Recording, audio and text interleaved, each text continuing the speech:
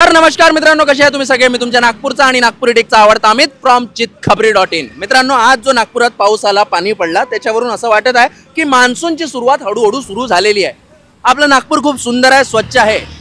काही काही रस्ते एकदम चांगले आहेत, पण काही काही रस्त्यांमध्ये थोडा बहुत प्रॉब्लेम पण आहे.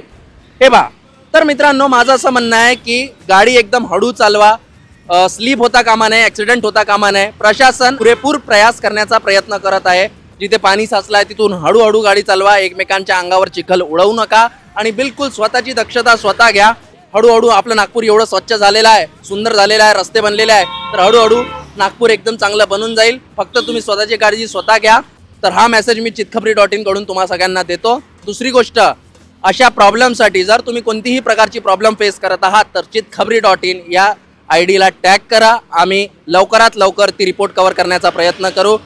कॅमेरामॅन संकेत सोबत मी अमित गणवीर फ्रॉम चितखबरी.in. थँक्यू.